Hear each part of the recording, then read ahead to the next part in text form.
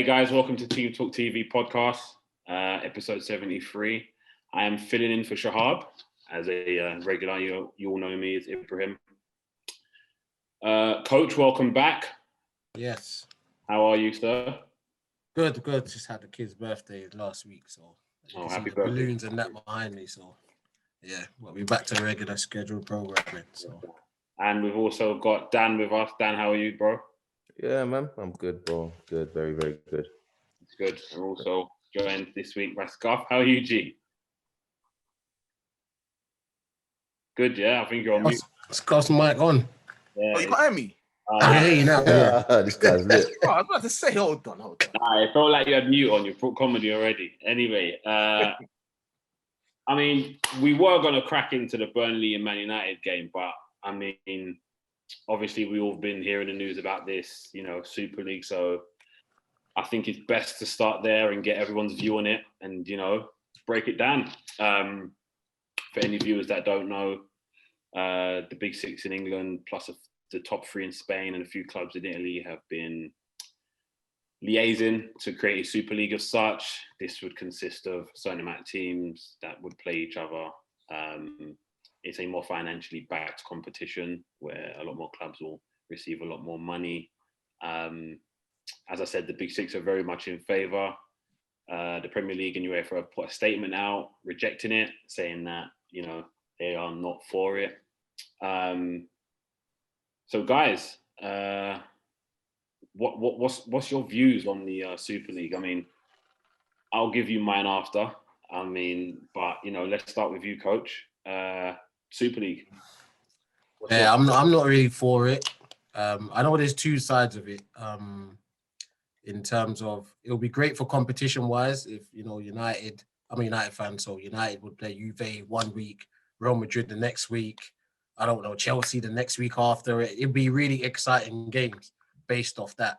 But in terms of competition, like even business wise or even fairness and stuff like that, it's not really going to work. Because for me, it's being pushed by American owners. If we look at all the clubs that are really, really pushing it, it's United, Liverpool, and Arsenal. They are the main three clubs that are pushing this narrative of this Super League because they don't want to put money, they want to put their hands in their pocket and build their teams organically. What they want to do, they just want to keep getting the bank's money, which is cool, business-wise, keep getting the bank's money to pay for whatever. That's what they want to do. And then at the same time as well, there's no relegation. So once again, we're going back to the NFL style of football, where basically everybody eats. NFL, there's no relegation. Every year, different teams make the playoffs. Everyone gets the same sort of revenue. It doesn't even matter over there. So it's being pushed by American owners, which is why I don't like it, because once again, even when I used to talk about the FIFA fair play stuff, I didn't even like that either, because once again, you're punishing owners who want to put their hands in their own pockets and help their teams out. And a lot of fans didn't get that. So I wasn't a fan of FFP or whatever you want to call it. And I'm not a fan of this as well, because once again, it's just lazy sort of ownership where banks give us the money. We might not even invest in our team, but we don't care because every year we're going to be in the same league. There's no relegation. We'll play the same clubs. We'll get our TV money as well. And that's it. Because everyone's talking about this, getting 350 mil each if you join the league, etc., etc. But how much of that money is really going to be spent on certain squads? Maybe Man City, maybe a PSG, maybe those guys will spend their money because they've already got money.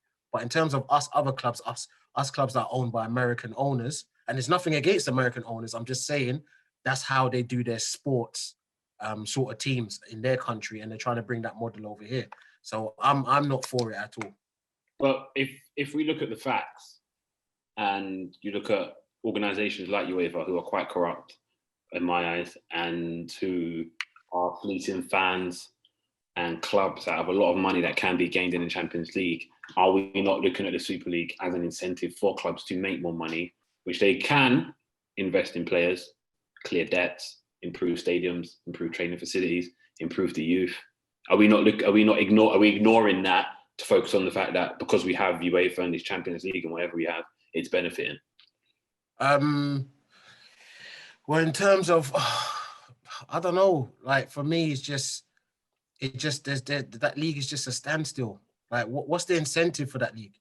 Like literally, what is the incentive for that You're league? playing against the best week in, week out. You are not playing against teams that, in essence, teams like Man City and Liverpool who would wipe week in, week out. You are playing against the PSGs, the Bayern Munichs. Oh, sorry, the PSGs, the Real Madrids. Not that they're in. I'm just saying. I'm just giving you a list of big clubs. Yeah. Week in, week out. You are playing against the Mbappes, against the Ramoses, against the Ronaldo, Messi's. But Ibs, I get that side of it. That's why I said at first. There's two sides of it. But Me also, as a pure football fan, I would love to see that. But it's not just about looking at it as a pure football fan. You've also got to look at other clubs as well. It's not just a bunch of clubs where they just doing this and everybody else is just there. Because at the end of the day, these clubs still want to be in the Premier League. They still want to play against all these Leeds and West Broms and this and that to win the Premier League title. Like, you still need other teams to compete and make your league at the end of the day. So I feel just breaking off and just doing your own thing and then coming back to the regular Premier League, like, there's no incentive. My biggest thing here, when I said about top four, I can't stand top four because this is what is created. To me, the Champions League should always be about whoever wins the league, possibly UEFA can do a league of all the people that have won their leagues in their countries.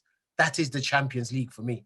All this finishing fourth and still being able to win the Champions League doesn't sit well with me. That's all business at the end of the day. So, but just going back to what you were saying, I just don't. It just doesn't sit right with me. It just screams out of lazy ownership. It screams out of we can do the bare minimum knowing we're going to get the maximum. That's what it screams out to me. We can do the bare minimum in the Premier League knowing every single season we're going to be in the Super League. So what's the incentive to maybe get a top 2 or top 3? What's the incentive? There's no incentive at the end of the day for me. And that's the thing, Ibs, yeah. You said, like, obviously with UEFA, I agree with you. I think that they should definitely be giving more money that is generated to the clubs that participate, especially the clubs that are obviously going far in the competition. But as you mentioned, if this elite league now does exist and it generates X amount of money, extremes amount of revenue for the clubs that participate, the gap between the regular teams and the elite teams is just going to get even more further. And like you said, yeah, they can spend it on more youth. They can spend it on new players. They can spend it on training facilities. But that gap is going to get even bigger than it is now. Yeah, I know, obviously, we've had discussions about you talking about, well, what about when billionaire owners come and buy a club and, pump their money into a club? I think that's different because that's more, a club building from, investment as opposed to building from revenue that's not accessible to other people, if that makes sense. Obviously, an owner will come in and put their own money and invest it and try and see it grow into a successful team, like we've seen with your Man Cities, your Chelseas, etc.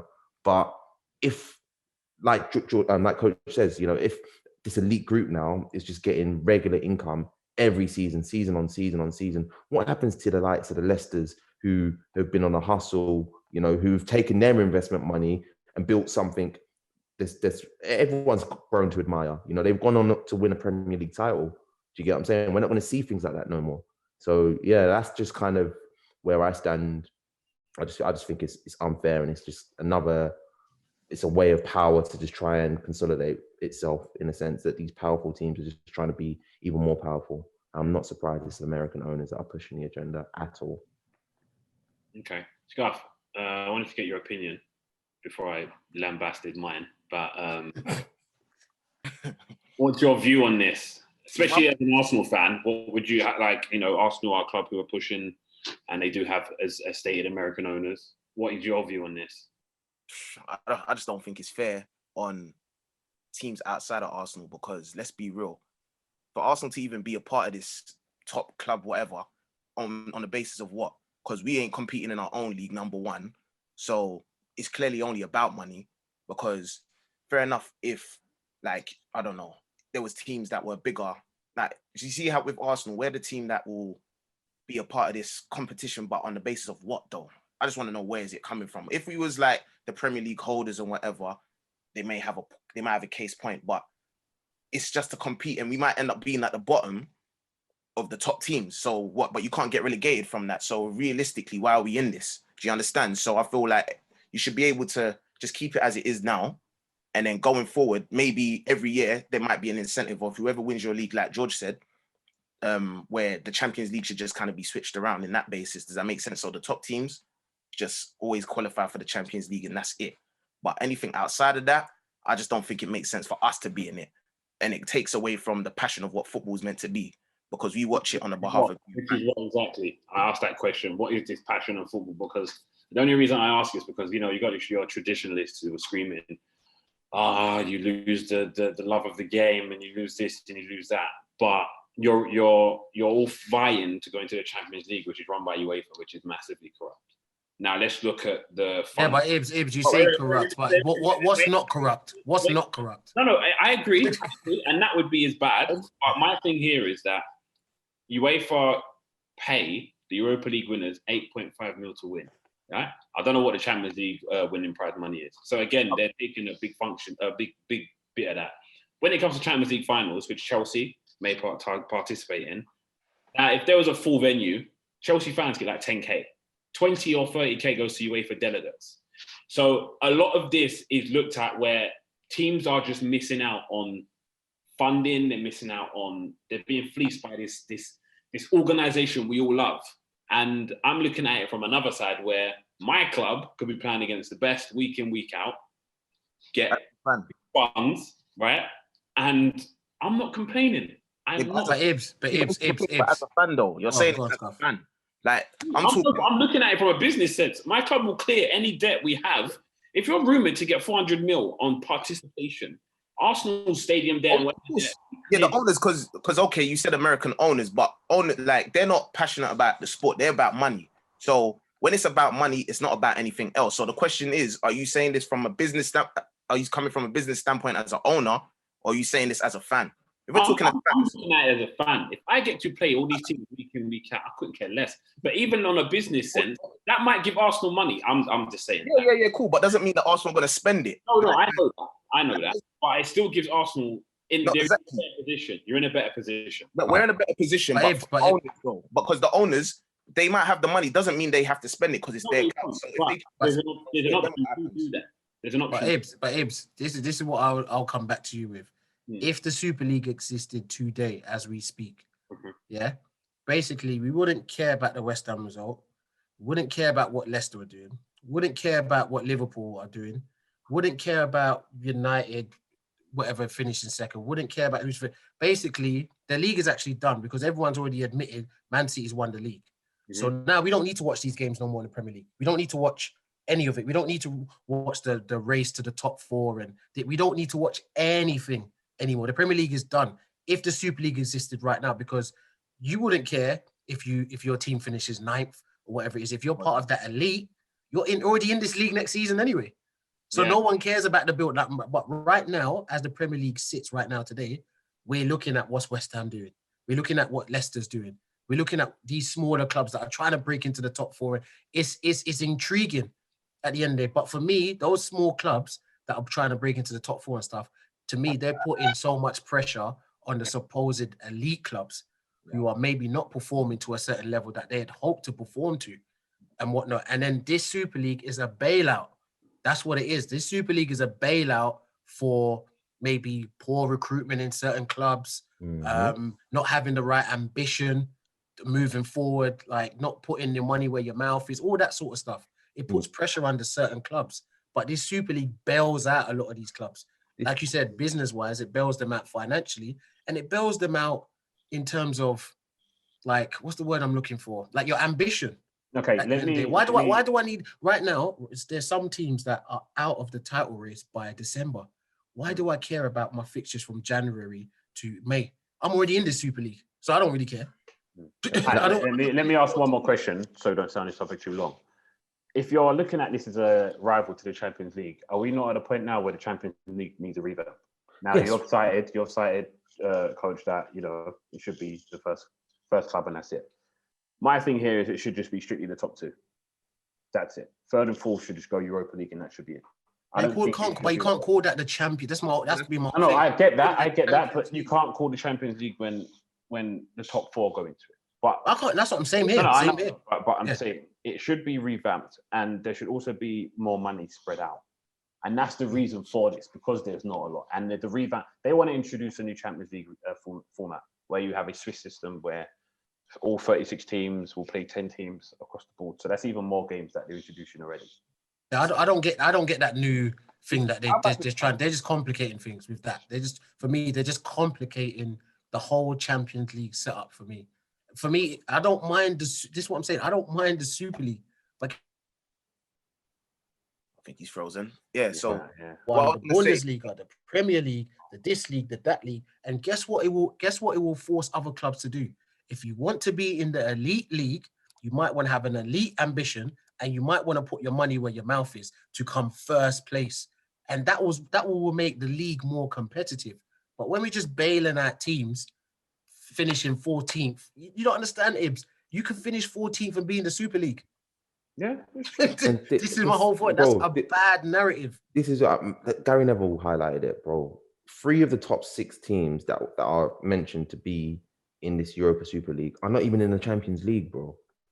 3 of the teams are not even in the Champions League, and now they're being selected to go and play in the best of the best. Because they're the best. They're part of the best teams. They're the biggest clubs in terms of biggest clubs, not teams. Biggest clubs. But in terms of performances, etc., like they're not the best. They're not performing the best. So it's not a case of the best versus the best. It's just the most biggest clubs versus the other biggest clubs. The most powerful clubs playing other powerful clubs. It's not competition. And one thing I think people are failing to realize is if we have 3 or 4 seasons of Real Madrid versus Chelsea, Arsenal versus Real Madrid, Barcelona, all these teams just playing each other constantly, the gloss is taken off it. Not for me. I think it is. I think when you just see these games regularly, like if we're watching a Champions League draw, it's like, oh yeah, PSG's going to play Bayern this season, or Real Madrid's going to play whoever this season.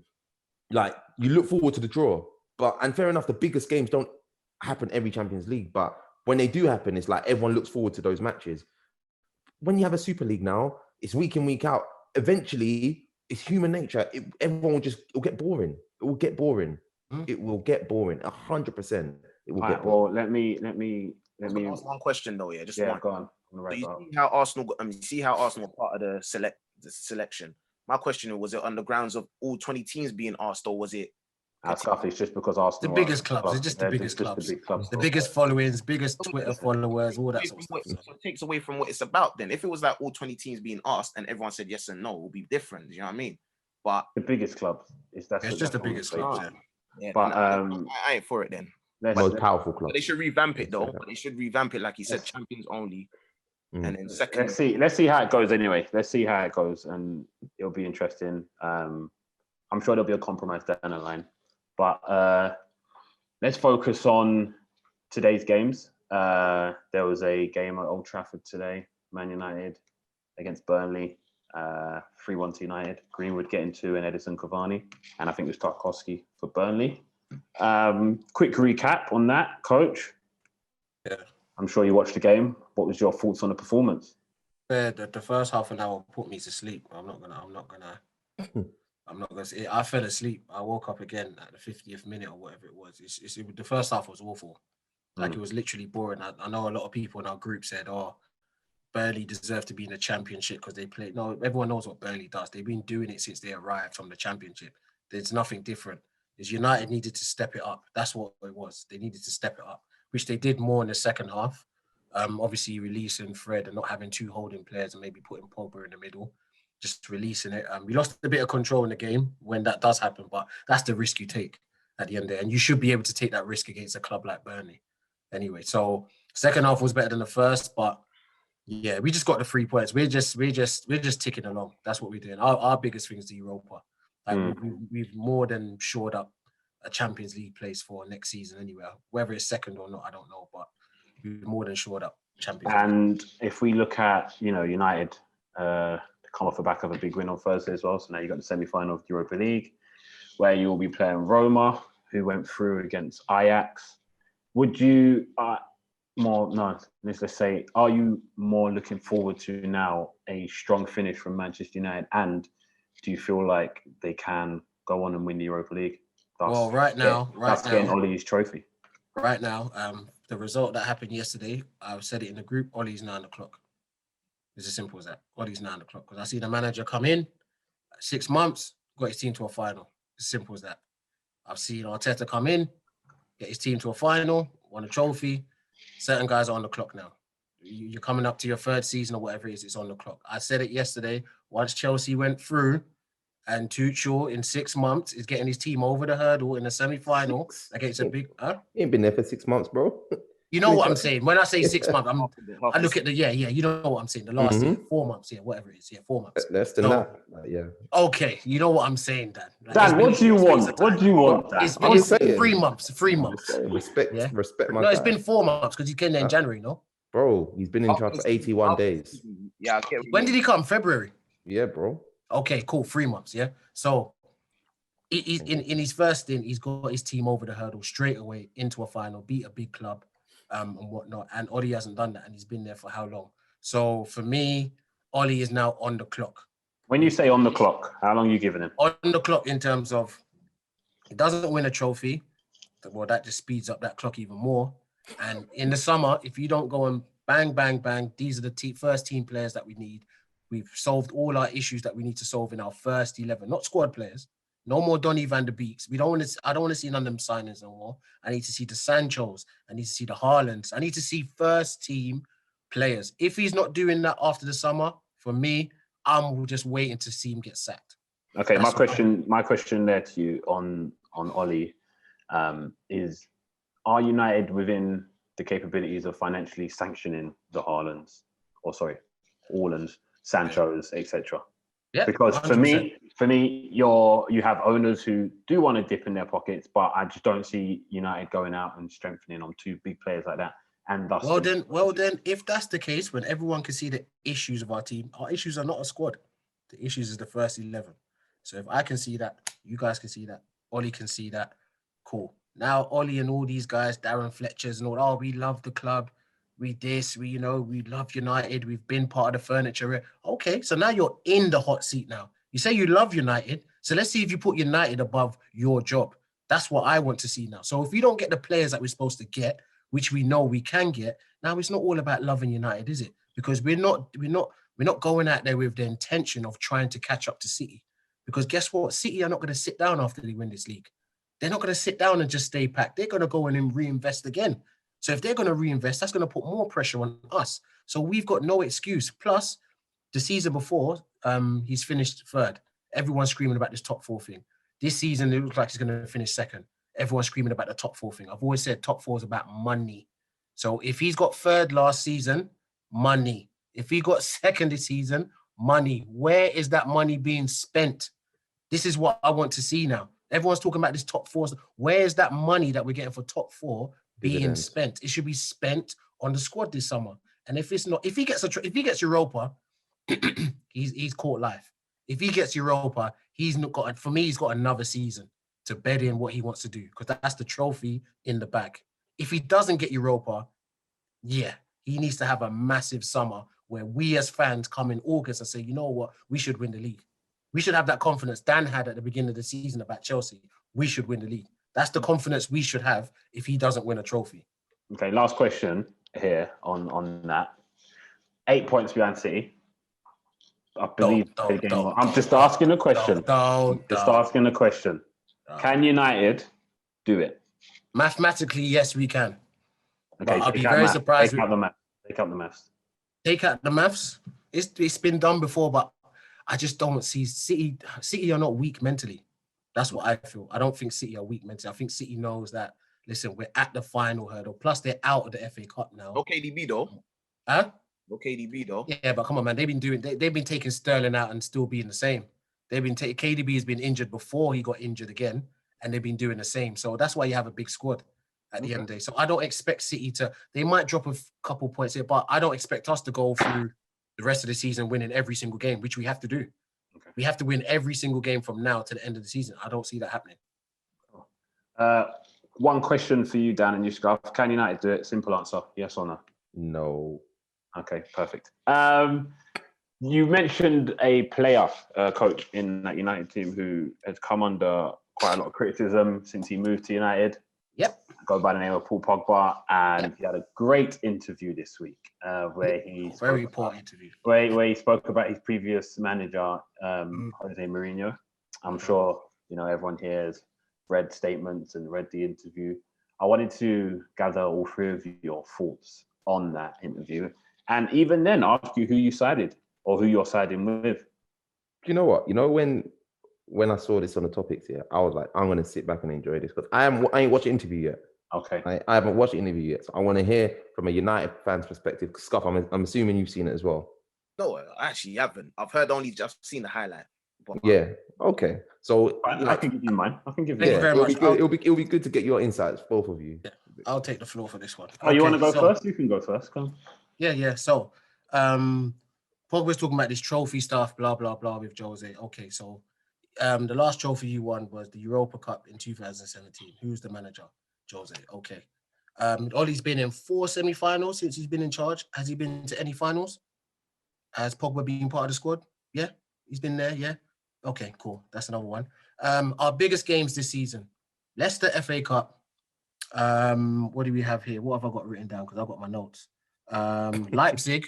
Yeah, when it was do or die, whether we go through to the next round of the Champions League, and Man City in the Carling Cup semi-final. Was Pogba part of that? Was he there with Ole Solskjaer? He was there, wasn't he? Yeah, but no success. Okay, cool. Yeah, I think he won a Carling Cup since he's been at United, hasn't he? Paul Pogba. Who's the manager? Oh, Jose Mourinho. Oh, okay, cool. That's another tick there. Paul Pogba wants to now start talking now, but before the Leipzig game, when your agent was coming out saying Pogba's not being allowed to express himself and play free. So if he's not allowed to express himself and play free, who's the manager? Solskjaer. Oh, this great manager that's putting arms around shoulders and he's a better manager than Jose. This is the man that's not allowing you to play free. But guess what? Your agent come to talk, but you were silent as a mouse. You were silent as a mouse. There was no interviews with Sky. There was no interviews with BBC. There was nothing from you. Your agent done all the talking. This is a day before our biggest game probably in the season so far back then. Yeah. And he was playing awful. Yeah. Awful. And maybe that's why he didn't come out and talk, because he was playing that awful and Ole didn't want to play him. But guess what? Ole's your manager, but he's not allowing you to play with freedom and you're not being free. This is what your agent's saying, by the way. Yeah. Cool. That's another tick. Yeah. Another thing with Pogba. For me, he was a mouse when Zlatan was around. I'm just letting everybody know this. When Zlatan was there with Jose, he was a mouse. And when I mean a mouse, he wasn't saying anything. He wasn't saying anything to the contrary of what Zlatan and Mourinho was doing, because Zlatan was running that dressing room. Because Zlatan has already been with Jose and understands the mentality of Jose. We're here at a big club to do one thing and one thing only, and that is to win. We are here to win. That's what Jose does. And guess what? Pogba didn't say nothing. Pogba only started talking when Zlatan left. If you watch United, Pogba only started being the man when Zlatan left. And Zlatan only left because he got that injury and they weren't going to redo his contract and whatnot. So I don't want to hear from Paul Pogba now at the end of the day. I've just listed our biggest games of the season. He didn't get us over the hump. I've just listed all the semi-finals Ole's been in since he's been there. He hasn't got us over the hump. Your last trophy was with the guy that you're disrespecting in the interview. Seriously. This is who you're talking about. I'm not saying Mourinho is a perfect guy and whatever it is. We know Mourinho's career at the end of the day. But Pogba, let's look at your CV and let's look at Mourinho's CV. Yeah, please don't come out being disrespectful. That's why I respected Mourinho's response, as in like, yo, I've got stuff to do Tottenham right now. I couldn't care less what this guy is saying, because this guy's only jumping up now because a couple United fans are saying he's had 3 good performances. Pogba's back, but Pogba ain't done nothing yet for us at the end of the day. And the only time he has done something, I think he scored in the Europa final. Your manager was Jose Mourinho. Don't jump out your box just yet. Yeah, for Ole's sake and for Pogba's sake, I really hope we win the Europa Cup. Because if we don't win the Euro, I'm not talking about getting to the final. I'm talking about winning. If we don't beat Villarreal or Arsenal, believe me, I'm going to be on to certain United fans on this channel and in our group. Because the way people are talking about Pogba now and the way people are backing Pogba and this Mourinho nonsense, I don't even know why this is even a story. Yeah, it's just absolute nonsense that Sky has just put together and everyone's going back to back. And you even heard what Roy Keane said today. Everyone knows Roy Keane's quite outlandish with his comments, but Roy Keane broke it down like, I don't really get it. Like, he's been here for about 4 or 5 years. Is Pogba really that guy to drive you on? And one important thing Roy Keane said, is Pogba a man that makes other people around him better? which he does not. Pogba is not a 1A player. Pogba is a 1B, a second player, where he has to play with other superstar. People keep talking about this France World Cup stuff. Look at someone like Kante. Kante, the silent lion. Yeah, he's gone to Leicester, done his thing, one of the main players. He's won the Premier League. Pogba, have you won the Premier League? No. Okay. Kante's gone to who? Dan, did he come to Chelsea? Won the Premier League. Win the Premier League with Chelsea? Didn't say a word. Yeah, one of the main players on that championship winning team. Pogba, have you won the Premier League? No, Kante's won it twice. And Kante's won the World Cup. So don't come and give me this Pogba World Cup nonsense and this, that, and the other. That was the Mbappes. That was other players in that squad. It wasn't Pogba. Pogba is a good player around other top players. He is not a player that you can put as A1 to say he's going to get you over the hump. Yeah, so please, Paul Pogba, wherever you're at, keep your good form. Has been playing well, but leave Jose Mourinho's name out of your mouth. I know a lot of people don't like Jose. The way people talk about Jose, like they know him on a personal level, as in like I just hate him. I hate the guy, right? But you don't know him like that. Just say you hate him as a coach. Just as a manager, you don't like him. Just say that. But the way people talk about Jose is like they hang with him every day and they just dislike him. Like he's a horrible guy. And just say you don't like his coaching style. That's all you got to say. But that's all I got to say about Pogba. Sorry about taking up so much time. But I mean, nah, that was powerful. I liked it. I really enjoyed that. I can see you did your homework there. How long did you spend on that? Listen, it was about an hour or two, mate. Yeah, I'm sure you did. I'm sure you did. Yeah, research is good. Well, I mean, you've probably summed it up. I mean, make sure you lot, write in the comments. Let us know who you're siding with. Jose, Pogba, is coach right? Is coach wrong? Subscribe and tell us. We'll move on. Oh, by the way, sorry. One more other thing on Pop. Sorry, before we go, add one more thing. Yeah, got it right here. He spoke about Luke Shaw. Oh, look how he's made Luke Shaw. He's put the arm around Luke Shaw. Let me tell you something that Pep Guardiola recently said about Raheem Sterling, who he's just dropped. He ain't told none of us why he's dropped him. He's just dropped. This is what he said. What did he say? He has to have the confidence. He has the confidence of us all. He has to have it because the quality is there. I cannot give players confidence. They have to have it for themselves to give me confidence to select them.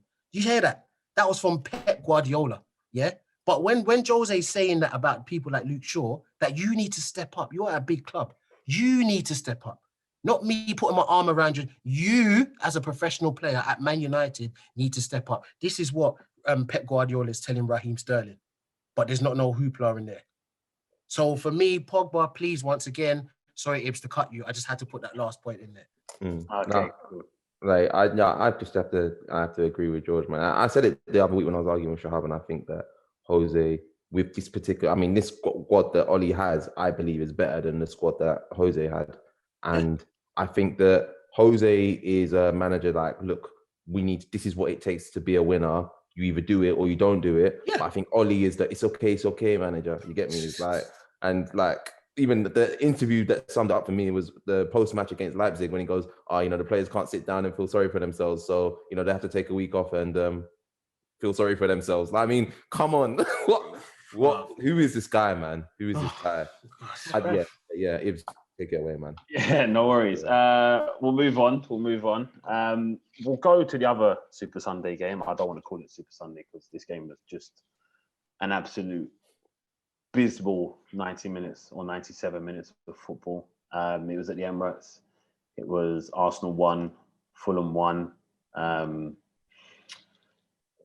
Scuff, we're going to recap on this match and then we're going to focus on some more Arsenal talk. You don't have to provide me with a long recap. I mean, I pretty much just said what the game was, but, what was your view on the match today? Wasn't the greatest, but there ain't been many great games in the Prem regarding Arsenal this season. But I feel like he obviously put quite a few of the kids out and they had chances, didn't take them all. But when it came to Fulham, obviously, it was a bit of luck in regards to the challenge. They got their penalty, but at the same time, I guess with the VAR situation, I'm a bit questionable when it comes to it due to the angles of what they gave the offside and so forth. But we leave that for another time. But Arsenal in the Prem, it's near enough a done season. So I feel like it's come to a stage where they just kind of got to tinker around. But the game itself wasn't interesting, and they made it hard for themselves as they like to do. Then Nketiah came in, obviously got the tap in and just got us over the line. But it's not going to mean nothing going forward. It's not a game I'll remember in a week's time. And that's really it, to be fair. And it's a shame for Scott Parker because it seemed like they was really in it. But when it came to Arsenal themselves, yeah, man, they weren't that great to watch. That's all I could really say, man. I'll probably have to agree with you there. I kind of feel sorry for Scott Parker and Fulham. They probably were unlucky to go away with only 1 point. The point does not help them out at all. But I guess with Burnley losing, it gives them a bit of a boost. The next topic is more. We're going to focus on Arsenal. They got a great result on Thursday, and they're through to the Europa League semi-final where they are going to face Villarreal, who are coached by former Arsenal manager Unai Emery. Is it Arteta's season to really collapse if they go out Europa League semi-final to Unai Emery? And what I mean by that, is it more if he loses, you see how coaches put, Ole on a clock. Is Arteta on the clock to the point where 7-8 bad results and a poor summer, people could be calling for him to go? I feel like, yeah, if he doesn't qualify for the Champions League, next year's his last year for me, anyways. I feel like because hopefully, I'm hoping that we're not even in no European competition outside of qualifying through the Champions League. But if we go into that season with just domestic fixtures and he doesn't bring nothing going forward 3 seasons in, usually you're meant to kind of upgrade. Arsenal have only been going backwards ever since Wenger. Do you get what I'm trying to say? So I believe that the clock is definitely ticking for him. In terms of the season itself, I believe that there's a lot of players that we have on loan and so forth that we need to get rid of. What they decide to do with the money, well, it's like as long as they get rid and they're able to bring players in, but it goes to show that with Arsenal season that the young players are the ones that are carrying this team as well. So he has to know to play them a lot more. And then when he starts playing them and hopefully they can get more results, then they might just be hope, because I'm starting to even question him a little bit just as it goes. So if he decides to kind of have faith in players that don't really drive the team, then I think he's got a problem in his hands and he could be gone very early next season if they come with mid-table performances, in my opinion. And do you actually think Arsenal can win Europa? Hand on heart. If they do, it'll be in a dramatic fashion. I'd say that. But I feel they can do it. But actually, I don't know. No, hand on heart, maybe not, actually. When I come to think of it, maybe not. Okay. My take on Arsenal is, obviously it hasn't changed. I've always been Arteta in. If they do go out, especially to Unai Emery, it could be long. And I think, not for me, but I think a lot of fans will probably put him on a clock. People will probably put him on a clock straight away. But it is pretty much Europa League or bust for Arsenal. Whether or not they do it, we don't know. Lacazette pulled up with an injury today, so don't know how long he's out for. Will we be trusting on youth players like Eddie Nketiah for the rest of the season? We don't know when he's back from malaria as well. So it's really tough times for Arsenal at the moment. So really is Europa League or bust. But, we'll see in a couple of weeks how they fare in the Europa League and we'll go from there. Moving on, we are focusing on, for me, the team who are top of the league and the best team in the country. That's Manchester City. There was talk of the quadruple, but, sadly and unfortunately, that was shunned by the team in West London called Chelsea. A good result for them. 1-0. Ziyech with a goal in the second half. Dan, I'm going to come to you. Good result for Chelsea. You've been a big fan of Thomas Tuchel and, how he's come in and changed the dynamics of the club ever since Frank left. How was what's your view on the game and how did you think they went? Very big performance. I think we dominated personally. I think we were by far the better team in that game.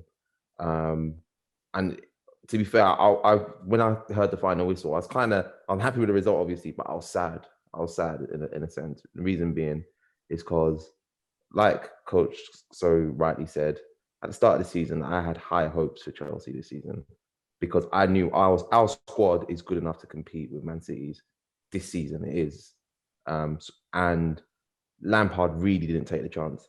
I think this isn't a strong City side. It's not a strong City side in terms of the cities of old with Aguero and Silva, etc. This is probably a weaker City than we've seen in the past.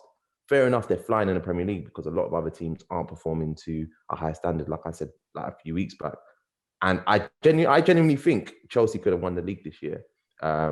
If imagine we had a manager like Tuchel from the start, we would be flying. I personally think. Wait. Sorry. Slow down there, Dan. Not at all. Wait, Dan. Sorry, 1 second. I'm just going to pick at what you said. I am ready for this. Okay, you cited that, Frank messed up, and we all saw it. I called it. You spent a lot of money. My thing here is that this is a City team who are flying, and we're in 4 competitions, right? They could go on to win the treble, in essence, but you still value them as weaker than the previous cities? Yes, absolutely. Okay. Absolutely. So, sorry. And then the next one was that Chelsea, who haven't been the greatest this season and only really hit form in the last 2 months. Since Tuchel arrived. Yeah, have a squad that can challenge them and Liverpool week in, week out. This season, yes, we could have. Okay, but this season we could have. But you didn't. Yes, we didn't because we had a manager who I don't feel got the best out of the team. Okay, and now. But you said that with the manager there. Yes. Yeah. Now. My point to that is you have a tremendous array of talent in that squad. Do not get me wrong. But are we focusing on Frank too much and not focusing on the fact that those players have really not hit the heights? Yeah. Okay. So because Hakim Ziyech has been injured for a bit, I agree. Mm-hmm. But he's only really hit a bit of form now. Turbo Timo has been very average to his standards. Kai, who I rate very high, has been very average at best. Christian Pulisic has come in this season, especially on how we did last season, has been very poor. Mm-hmm. Kovacic has been well. Jorginho has been a bit iffy. People weren't rating Kante, yourself included. You said he could be ushered out. So I don't get how you can say that, but then say you have a squad who could challenge every week, and because that new manager bounce has come in, that your vibe changes. Did you get what I'm saying, Dan? Okay, I'm ready for this. Yeah. No, I'm just saying. Yeah. Okay. So all the players you mentioned, bar Pulisic, started the season playing in positions that are not in the same positions they're playing right now. I mean, obviously, central midfielder. Obviously, Jorginho's not going to play anywhere else.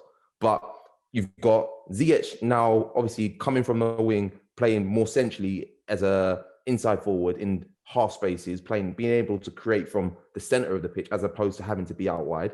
You've got Timo Werner, obviously, fair enough. He was playing out wide under Frank, but again, whenever he's playing wide for Tuchel, he's playing the inside forward position again, so he's in more central areas. You've got Mason Mount, who was good on the Lampard. He's even performing better as an inside forward in this position, in this system. So Havertz is now playing. Everyone's seen his last few performances or performances under Tuchel, playing in the striker false 9 position. He's performing better. So this is a manager that's come in, and the same players that you're turning around saying haven't hit the heights this season are now performing to a better level and a better standard because they're being utilized in a better way. And that's what I'm saying. It's a case of we've had the squad, we've had the players that could compete this season. Would I say now? I felt like other teams were not gonna perform as great as they did last season. I couldn't foresee the Van Dijk injury. I thought Liverpool were going to be challenging this year, absolutely. But other than that, a new City squad wasn't as strong as it has been over previous years. They haven't got the killer striker anymore. They haven't got the maestro midfield in Silva.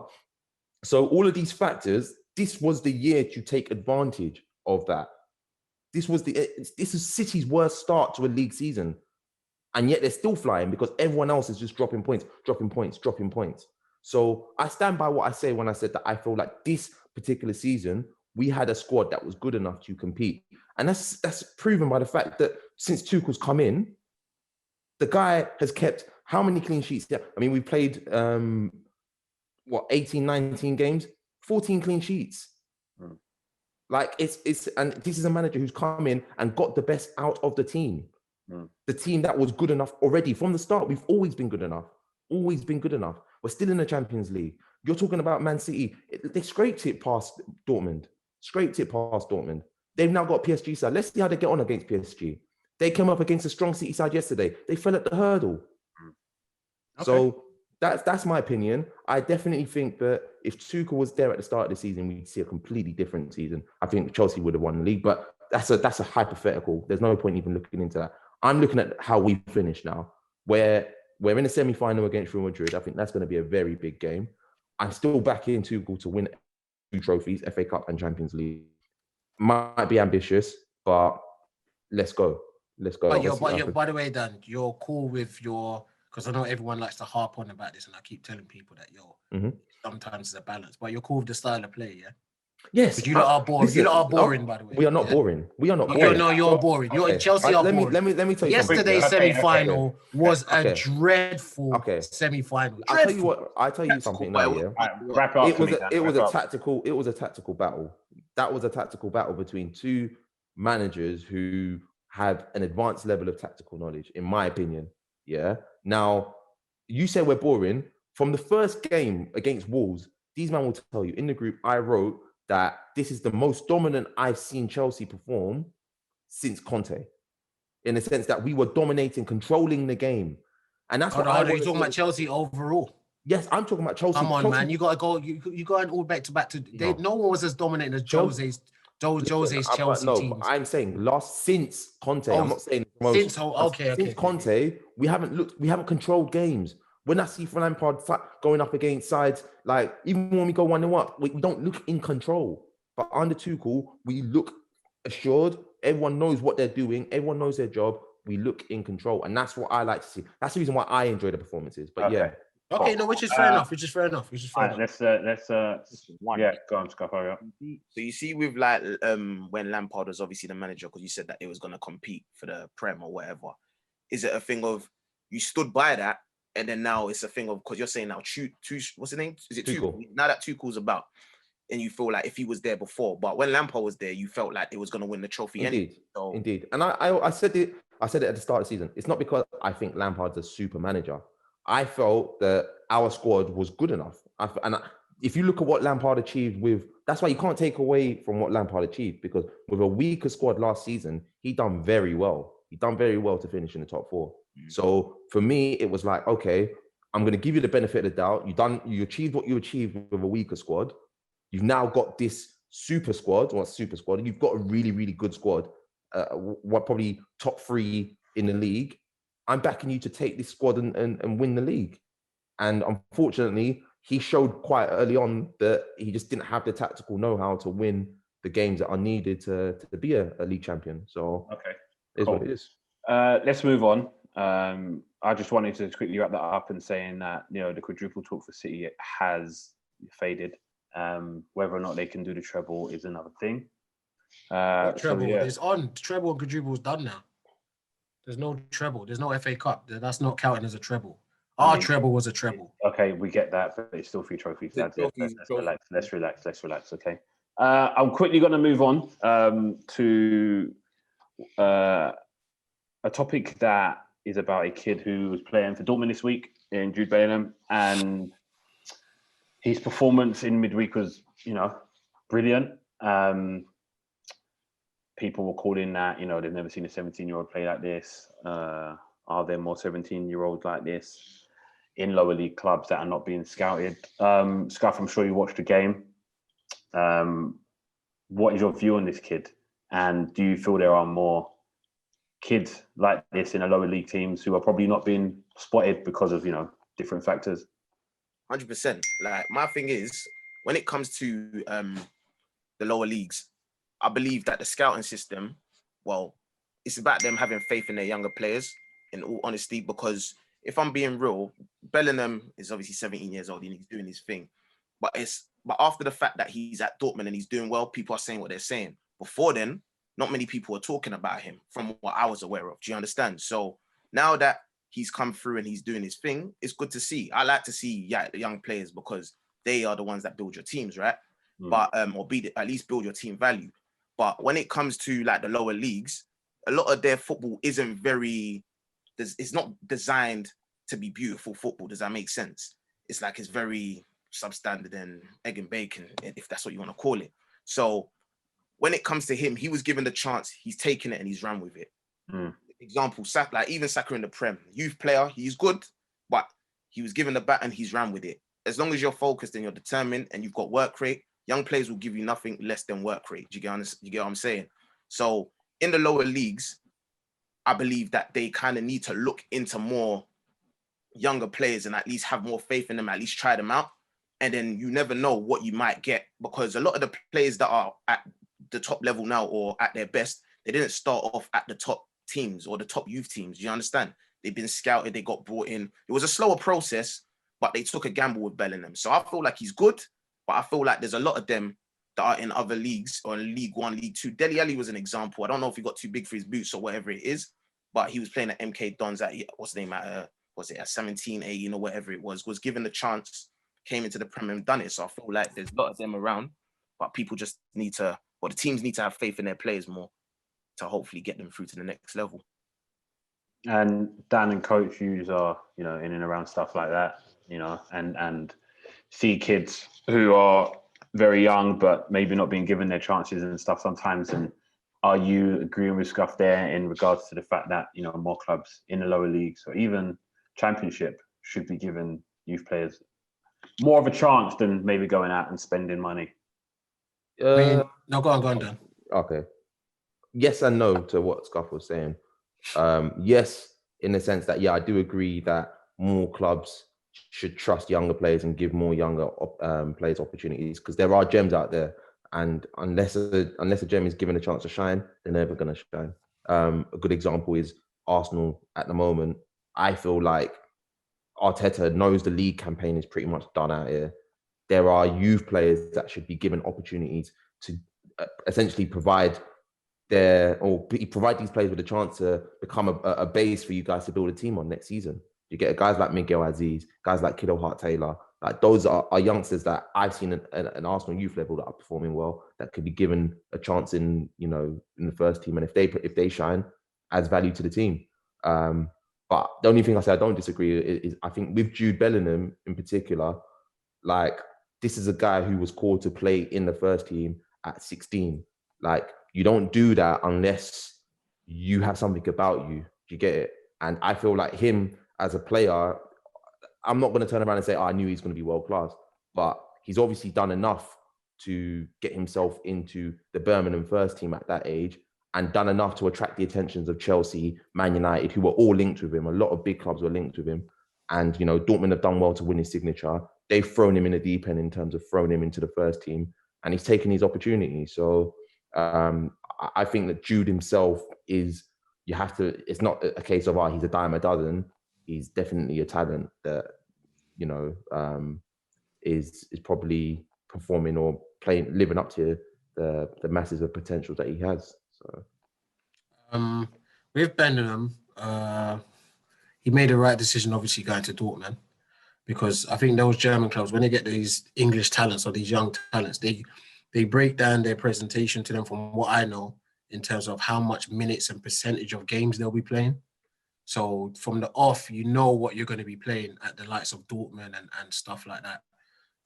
Whereas United took him to Carrington, met Fergie, all that sweet stuff. But when it comes down to it, he's probably told them, yep, I'm 16, 17. Am I going to play in the first team? Ollie's probably turned around and said, nah, we'll try and bed you in. Well, Dortmund are saying they're going to play me straight away. So where am I going to go? I'm going to go to Dortmund. It's as simple as that. It's not like Dortmund can pay more than United can pay. But what's the point in getting 20 more grand in your bank account and you're playing under 23s football? At the end of the day, when you're 16, you have to look to men's football. 16, 17, you have to look to men's football. All this under 23 stuff and whatnot. You still got 22-year-olds playing under 23 football, which is just a waste at the end of the day. So Bellingham made the right choice. to answer what you said in terms of there's definitely players out there like that. But the thing is, a club like Birmingham, they have time probably to blood a Bellingham and make his mistakes and this and that. Because with them, it's a thing where these smaller clubs, they want to sell the Bellinghams. They don't want to keep them for 10 years and become a Birmingham legend. What does that do for them? We're not going anywhere as a club anyway.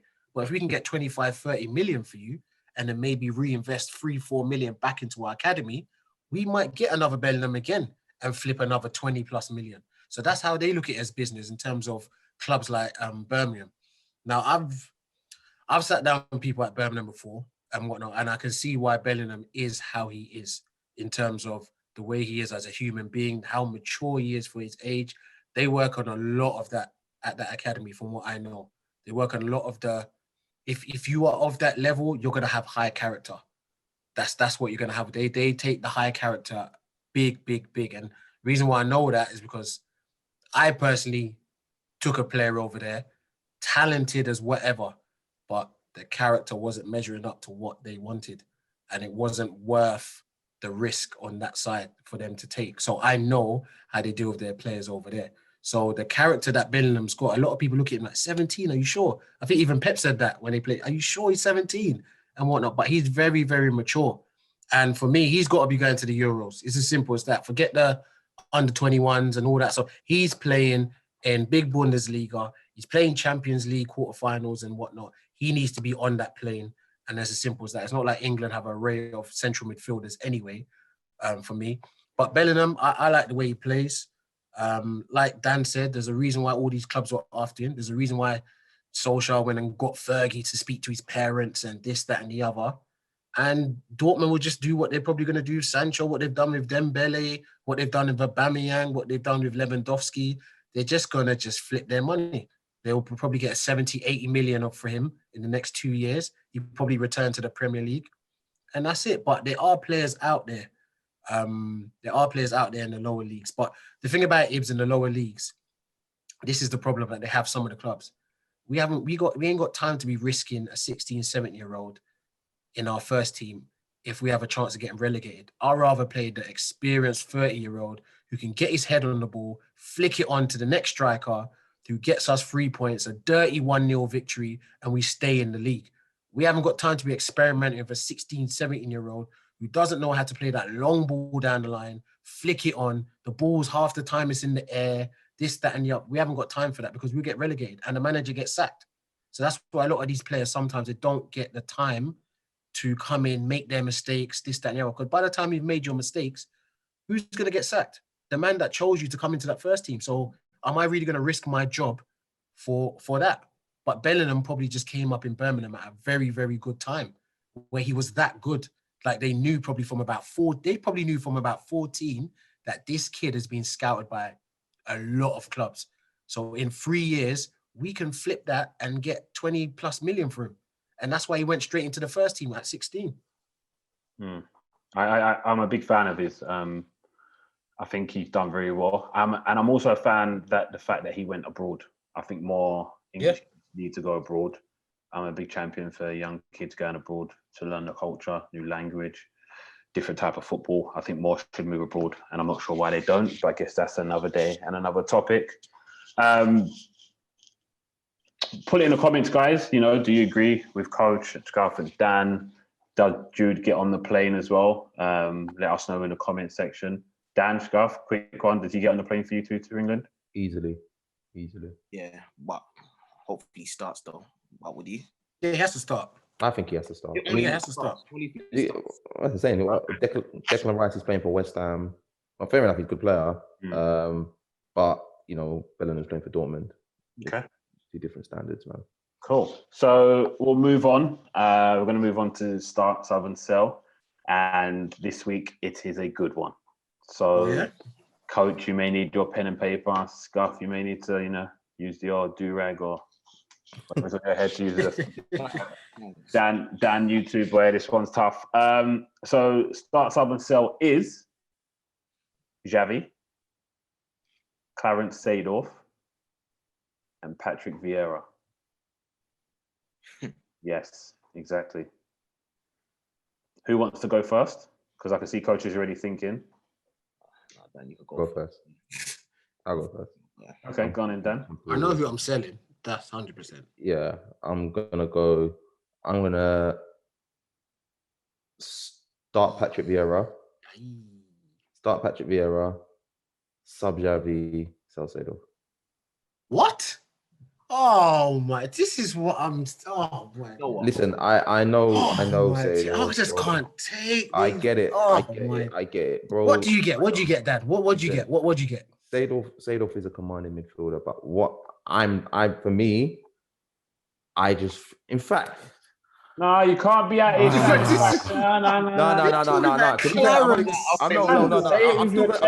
I'm still selling Seedorf, but I think I have to start Xavi. I have to start Xavi. I have to start Xavi. And so I have to start Xavi. He's got worse. Okay. He's got I have worse. to start Xavi. Yeah. Okay. He's got worse. As you said, the criteria is cup final. Yeah. Yep. Like, who do you start in the cup final? And the man that's won 3 Champions League with 3 different clubs. Coach, will come to you. Okay, cool. Go on, Dan. Yeah, the guy that's won pretty much everything in football. Yeah, one club. Even so, it doesn't matter. Like, one club, like this is a guy who's won everything. You can't take that away from him, and he's shown up in finals. Like I have to start Xavi. I'm only going to go with Patrick Vieira for personal preference. Like, I just feel like as a midfielder, I just enjoyed watching him a lot. And I enjoyed watching Seedorf, but for me, when it comes to favoritism, I'm going to pick Vieira. But I can't, respectfully, because of the trophy cabinet, I can't put Vieira ahead of Xavi. Oh, so who wants to go next? I'll go next. I'll put Seedorf. Seedorf, Xavi, Vieira. That's what. Oh, these guys, bro. Hold Guys, bro. Hold on. Because you're talking about a final. This guy just said, I'm going to sell Patrick. I mean, no. Wait, hold on. Because you know, my thing is, yeah, cool, I'm an Arsenal fan, but then again, I have to not be unbiased. No, forget your fan. Forget that. No, but let me explain why. Because I feel like with a final, the aim's to win, right? Cool. Out of all the midfielders you mentioned, Seedorf is the guy that will get you goals, right? But I don't, but you know, Scuff, just before you continue, I think this criteria needs to change. This whole, if you're on the final stuff. Otherwise, start up and sell. It's something you're selling. So if it's about for me, I just look at them as all of them in their prime. All of them in their you can look at it whatever way you want. Look at whatever way you want. Okay, cool. Who you will have, you can do 1, 2, 3, you can do A, B, C, you start something yourself. So what are you, Scuff, now? I'm saying Seedorf, Xavi, Vieira. Either way, no matter what way you go. Listen, whatever way you go, it's gonna be. Listen. As much as I love Xavi, obviously he came under the tutelage of Deco. Cool, but what I'm saying is he's gone. Yeah, as much as I rate Xavi, he's gone. That's first and foremost. Now we get to the real topic at hand. Clarence and Patrick. So you sell Xavi, yeah? He's gone. That's not even a debate for me. He's gone. Xavi's gone. Yeah. Clarence and Patrick. Oh my days. Oh. That becomes a different topic though. If you're talking about just style of play, then cool. But if we're talking style of, I'm just saying all round. In their prime. How they lifted their teams. I'm gonna put everything in. Everything. It's simple. No, if it's I personally feel that Seedorf was always the leader when he was playing in his midfields, and I always think Vieira was as well. Personally, that's me personally. I think Iniesta helped Xavi out a lot. That's what I feel. But Xavi, I won't take anything away from Xavi. What he's done for Spain, what he's done for Barcelona is crazy. But putting him next to Patrick and Clarence. No way. Sorry. All right, Coach, I need an answer quickly. So therefore, I'm going to go with Clarence. I'm going to start Clarence and I'm going to sub Patrick. And even me saying that, I'm sorry, Patrick. I'm sorry. Because once again, I know how Patrick made me feel playing against Man United. I know how he made me feel. I didn't want to see him in that midfield. Did not want to see him. Him and Henry, didn't want to see them. Didn't want to see them at all. Okay. All right, I'll go. I'll wrap this up quite quick, to be fair. Not that it's an easy choice, but I will start Vieira. I will sub Javi, and Clarence has got to go. Okay, end this podcast. End it. Listen. Let me explain why. Listen. H takes part in this. No, listen. I've watched all three. I've watched two of those guys. Listen, I've watched two of those guys win World Cups. What? Yeah? I've watched two of those guys win World Cups and be driving forces behind their World Cups. Hold on. Who won the World Cup? Vieira won the World Cup. Yeah, 98. What? In what? Hold on. Yes. In what team? France. And who's the driving force of that team? Zizou. Okay.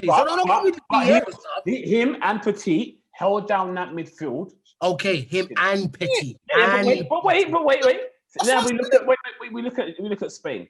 That tiki-taka they had was stupid, right? What Xavi and them man did was disgusting. Now Clarence has won Champions League with 3 different teams. I rate that highly. I'm sorry, he just isn't for me. Them two, and that's it. So with that being said, guys, thank you for another podcast. It's been brilliant. It's been great. And I hope you subscribe. I hope you jump in the comments. Please let us know. Vieira, Xavi, and Clarence, who would you start, sub, and sell? I'm just about to give you a quick update because there's a FA Cup semi-final going on. Leicester are 1-0 up, and it's that man again, Kelechi Iheanacho. Yes, we're in the second half now, so make sure you all catch that. And I believe Brendan needs this personally, so we'll see how that gets on. But guys, remember to subscribe to the channel. Please interact with us. We've got a lot of stuff coming up, a lot more gems to release to you lot, and we will see you next week. Dan, thank you for coming as ever. Scuff, lovely appearance. Thank you so much. Coach, as ever, see you soon. Have a lovely week, everyone, and I will see you next week. Take care, guys. Peace out.